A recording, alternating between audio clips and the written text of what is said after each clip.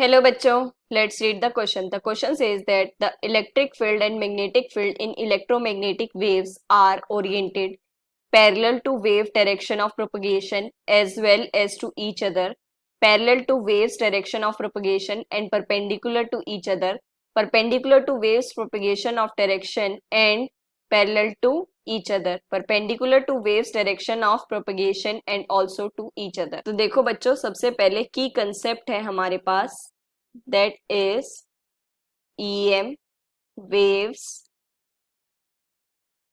electric field, magnetic field, propagation vector.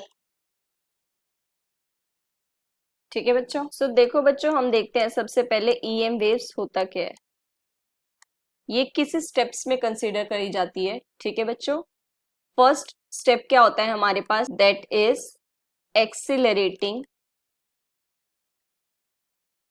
Charge particles are created by varying electric and magnetic fields. ठीक है बच्चों, ये देखो कैसे होता है, अगर हम इलेक्ट्रिक फील्ड में कुछ चेंजेस करते हैं, मान लो ई से ई डैश चेंजेस हुए, राइट, तो आपके पास क्या होती है, मैग्नेटिक फील्ड प्रोड्यूस होती है। ठीक है बच्चों, अब अगर हम मैग्नेटिक फील्ड में कुछ चेंजेस करते हैं तो आपके पास क्या होती है, इलेक्ट्रिक फील्ड प्रोड्यूस होती है। ठीक है बच्चों, सो ये प्रोसेस अगर आपकी अगेन एंड अगेन रिपीट होती रहती है तो क्या होती है, आपके पास वाइब्रेशंस प्रोड्यूस्ड होती है due to electric and magnetic field.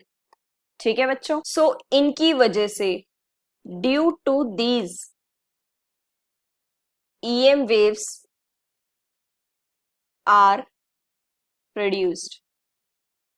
ठीक है बच्चों, सो देखो ये कुछ हमारे पास इस तरीके से प्रोड्यूस्ड होती हैं। ये हमारे पास वेव है जो आपकी प्रोपेगेट हो रही है इस एक्सिस में। ठीक है बच्चों, ये है हमारे पास एक्स एक्सिस जिसका यूनिट वेक्टर है आपके पास आई कैप, वाई एक्सिस जिसका यूनिट वेक्टर है जे कैप, जेड एक्सिस जिसका यूनिट वेक्टर है के कैप।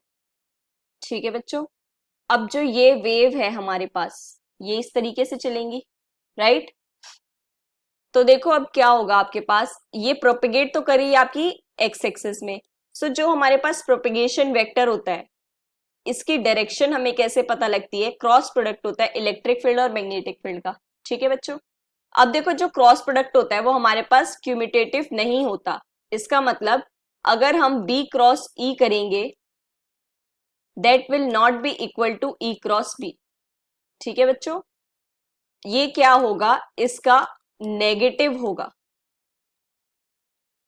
ठीक है बच्चों, तब ये इक्वल बनेगा, अदरवाइज ये इक्वल नहीं होगा। सो इसका मतलब अगर आपके पास आई कैप है, मतलब कि जो आपका प्रोपगेशन वेक्टर है वो इस चीज में चल रहा है, सो जे क्रॉस के आना चाहिए, क्योंकि देखो जो ये आपके पास कोऑर्डिनेट एक्सिस है, अब देखो यहां से ये पता लग रहा है कि ये भी आपस में क्या है, I J K are mutually perpendicular to each other, है ना बच्चों। क्या है, ये आपस में म्यूचुअली परपेंडिकुलर है। कैसे है ये आपस में, 90 डिग्री पर। ठीक है बच्चों, सो इसका मतलब यही हमारे पास कंसिडरेशन होनी चाहिए। तो जो इलेक्ट्रिक फील्ड है ये आपके पास इसके अलोंग आएगी और जो मैग्नेटिक फील्ड है आपके पास इसके अलोंग आएगी, राइट। सो ये हमारे पास प्रोसेस चलेगी ईएम वेव के लिए। ठीक है बच्चों, सो ये जो है डायरेक्शन ये है के वेक्टर। ठीक है, अब देखो ये दूसरी वेव है, यहां से ये वाली वेव जो है यहाँ पे गई, इसका मतलब इलेक्ट्रिक फील्ड आपके पास अब माइनस में जाएगा और यहाँ पर माइनस में जाएगा। ठीक है बच्चों, तो ये प्रोसेस अब ये होगी हमारे पास पूरी एक कंप्लीट वेव। तो ये इस तरीके से वाइब्रेशंस में प्रोड्यूस हुई, और जैसे आई जे के म्यूचुअली परपेंडिकुलर है, सिमिलरली ई बी एंड के डायरेक्शन ऑफ प्रोपगेशन, ये क्या है हमारे पास, म्यूचुअली परपेंडिकुलर। ठीक है बच्चों? So accordingly, the final answer is the D option. Hope you understand it well. Best of luck. Thank you.